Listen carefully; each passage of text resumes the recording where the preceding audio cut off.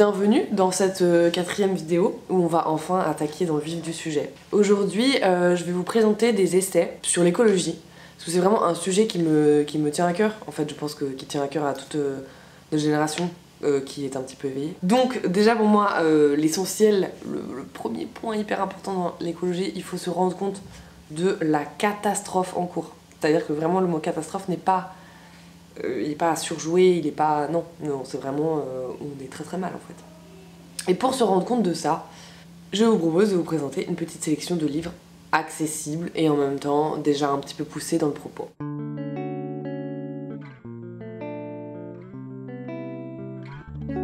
Donc, premièrement, je voulais vous présenter The Sixth Extinction de Elizabeth Kolbert, qui est une journaliste américaine et qui donc dans cet essai explique les 5 extinctions de masse qui ont précédé celle qui arrive, enfin celle qu'on a déjà bien entamée, mais et du coup elle prend vraiment des exemples et elle explique de manière très scientifique comment et pourquoi il y a eu ces 5 extinctions avant la nôtre. Donc celle qu'on connaît le mieux, c'est les dinosaures, hein, mais c'est pas forcément la plus proche de ce qui nous arrive, parce que du coup, les dinosaures, météorites, tout ça, nous, pas de météorites en vue, mais pourtant une bonne extinction en vue.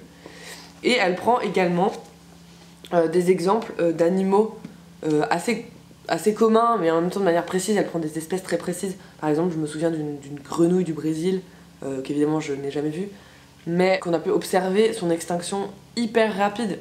Il y a cette grenouille, il y a aussi une histoire avec une chauve-souris, où une espèce de chauve-souris qu'elle suit pendant plusieurs mois et plusieurs années. Enfin en fait elle suit les scientifiques plutôt, mais donc aussi les chauves-souris et leurs études.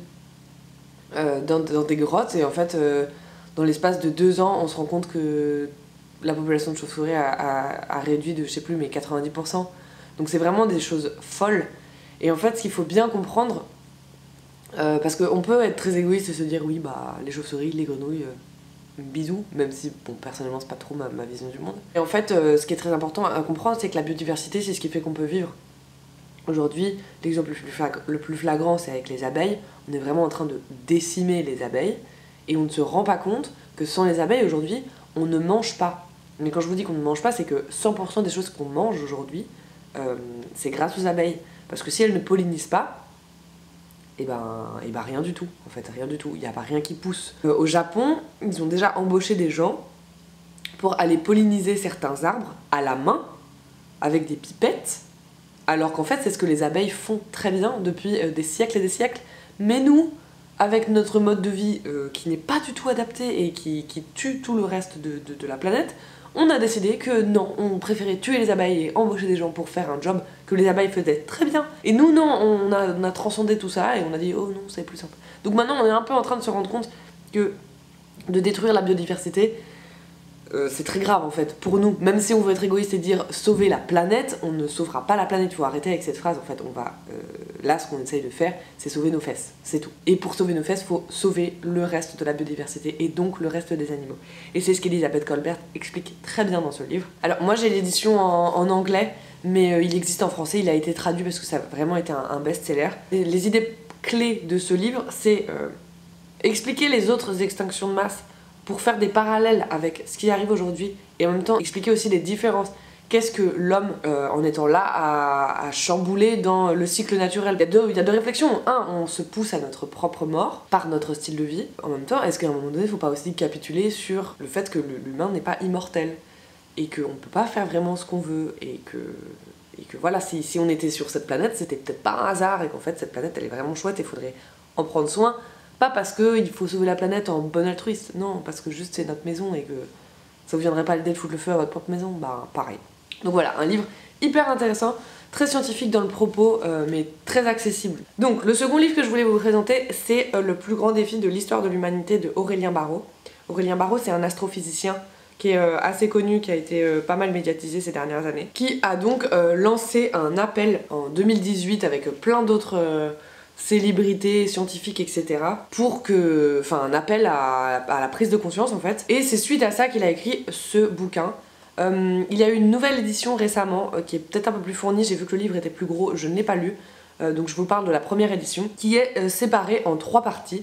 La première partie c'est le constat, et je pense que c'est la plus importante si vraiment vous n'avez pas conscience du fait qu'on est vraiment dans une catastrophe écologique. Il prend des éléments scientifiques tels que la température, l'évolution de la température, l'évolution des cours d'eau, la fonte des glaces, la pollution marine, etc. Plein d'éléments, et aussi, comme Elisabeth Kolbert, l'effondrement de la biodiversité en fait, qui est quand même un paramètre sans lequel on ne peut pas vivre. La seconde partie, c'est ébauche de solutions au pluriel, où là il explique voilà, on peut trouver des solutions sous différentes formes, et surtout il pose la question de l'interdiction.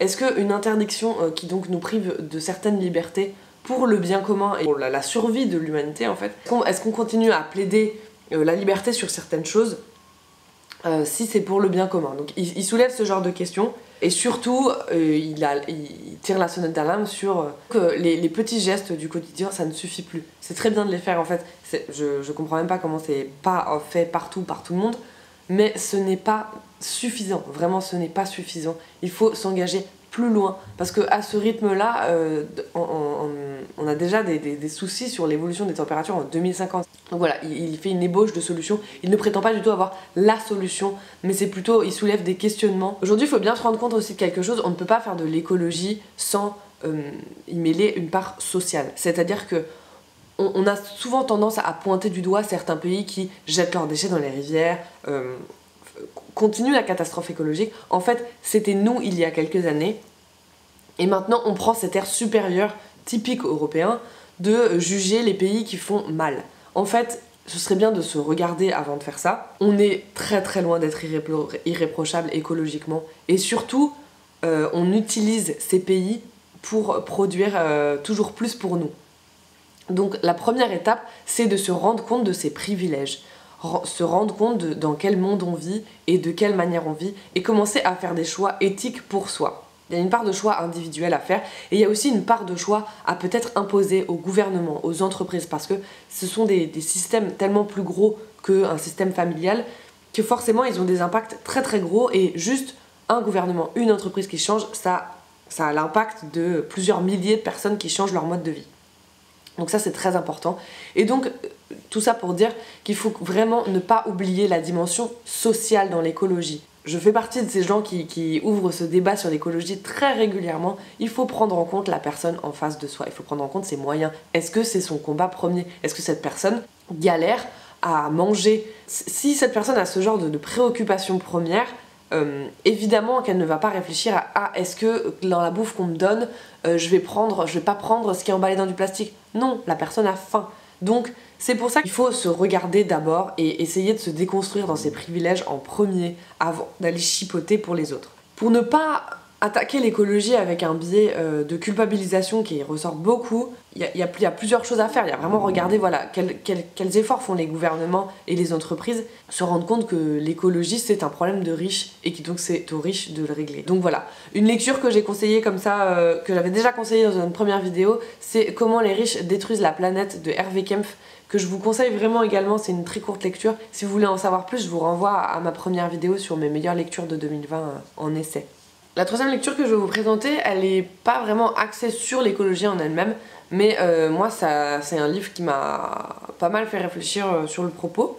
C'est Voyage au pays du coton de Erik Orsenna de l'Académie française. Erik Orsenna, il a écrit une série dans ce thème-là.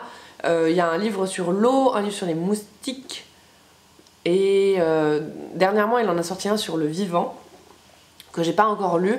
Mais voilà, j'ai lu celui-là cette année et j'ai beaucoup aimé. En fait, il retrace le parcours et les différents lieux d'exploitation massifs du coton. Il y a le Mali, les USA, le Brésil, l'Ouzbékistan, l'Égypte, la Chine et la France, et qui sont donc les principaux pays présents dans l'exploitation du coton. C'est son voyage parce qu'il y va vraiment, et il rencontre les gens sur place qui travaillent avec le coton aux différentes étapes de la chaîne, et il nous montre les conséquences de l'exploitation de masse d'une plante, d'un voilà, d'une plante, parce que si on prend autre chose, c'est la même chose. Alors, ce qui est encore plus dramatique avec le coton, c'est qu'on ne le mange pas, mais l'exploitation surdimensionnée d'une plante en particulier, ça fait des ravages sur les écosystèmes présents. Par exemple, celui qui m'a le plus marqué, c'est l'Ouzbékistan. Les cours d'eau sont totalement asséchés parce qu'ils ont été déviés et redirigés uniquement pour les cultures de coton. Donc les habitants sont totalement coupés de l'eau. Tout ça en fait pour une exploitation du coton toujours moins chère, toujours plus, dans des quantités astronomiques, alors que bon, très clairement c'est pour construire des vêtements. On consomme ça comme si c'était jetable, et en fait le fait de retracer toute l'aventure du coton pour arriver sur nos vêtements, ça peut être une prise de conscience sur comment on consomme.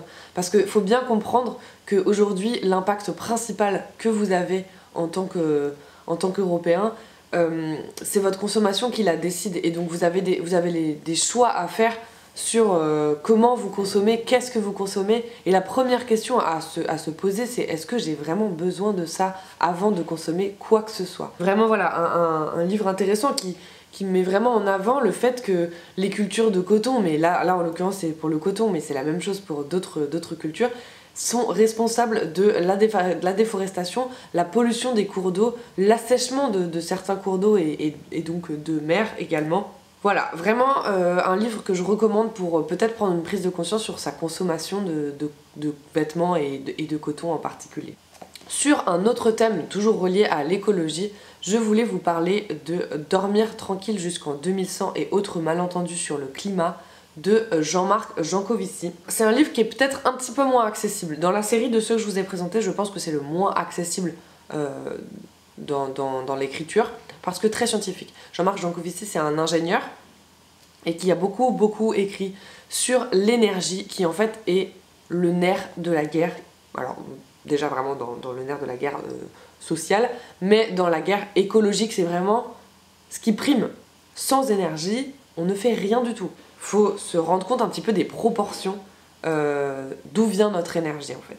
En 2019, à l'échelle mondiale, 33% de l'énergie venait du pétrole. Juste derrière, c'est le charbon avec 27%. Ensuite, c'est le gaz avec 24%. Le nucléaire avec 5%, et ensuite l'intégralité des énergies renouvelables, que ce soit hydraulique, le vent ou les panneaux solaires, c'est 11%. Donc voilà, faut bien se rendre compte, c'est qu'on a beau essayer de trouver des énergies plus propres, la manière la plus simple et la plus efficace, et la seule manière en fait aujourd'hui de consommer mieux, c'est de consommer moins. Donc plusieurs propos dans ce livre. Il y a une grosse partie sur qu'est-ce qu'on consomme, comment on consomme et pourquoi on consomme. Le fait que notre consommation d'énergie est en hausse permanente. Et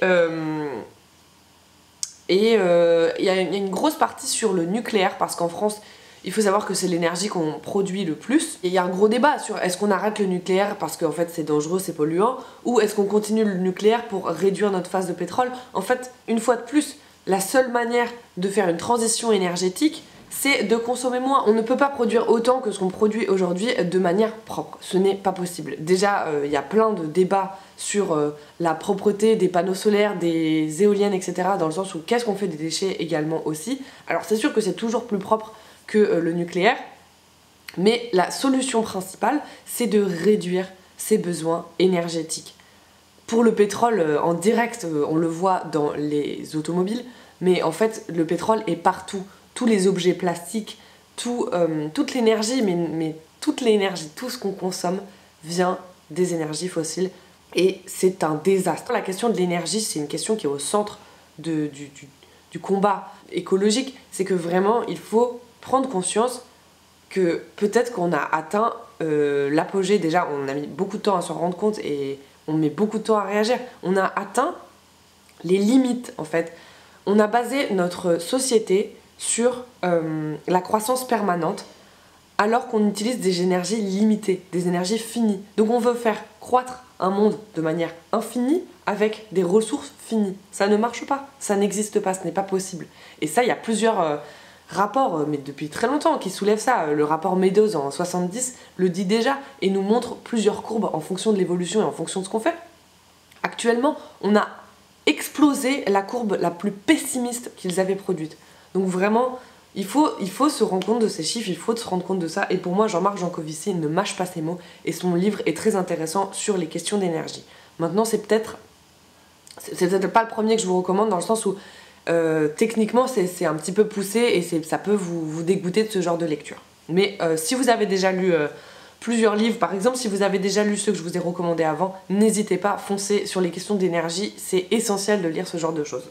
Et un dernier livre, voilà, bonus un petit peu, qui est beaucoup plus léger et qui a un côté sensible qui est très intéressant, c'est Lettre à la Terre de Geneviève Hazan, aux éditions Seuil, qui sont d'ailleurs des éditions que j'aime beaucoup et qui publient des choses souvent très intéressantes. Donc c'est une femme, donc Geneviève Hazan, qui écrit une lettre à la Terre et qui écrit également la réponse de la Terre à cette femme. Ce que j'ai aimé, alors c'est pas un essai, c'est pas instructif, vous n'allez rien y apprendre, par contre c'est ce côté sensible et s'autoriser le fait que effectivement quand on se rend compte de tout le mal qu'on a fait à notre habitat et à notre humanité, ça peut être un petit peu choquant, un petit peu déprimant, et je trouve que Geneviève Hazan a bien retranscrit cette sensibilité qui est nécessaire pour pouvoir rebondir derrière et faire les choses pour changer. Voilà, c'est tout pour ma sélection de livres sur l'écologie et donc sur le propos de l'écologie, comment on veut le traiter. Il y a plein d'autres ressources pour l'écologie. Je pense que je ferai d'autres vidéos sur des sujets plus précis dans l'écologie, mais en tout cas si vous n'avez jamais pris le temps de sortir du déni et de vous attaquer à ce gros morceau, voilà, c'est les lectures que je vous conseille. Dites-moi si vous avez déjà lu certains de ces ouvrages, si vous les avez lus après cette vidéo et qu'est-ce que ça vous a fait. Je vous encourage vivement à parler d'écologie autour de vous et à vous engager dans ce combat, parce qu'en fait c'est notre combat à tous et qu'on s'en sortira pas s'il y en a qui restent les yeux fermés. Voilà, et ben bonne journée et à bientôt pour une prochaine vidéo.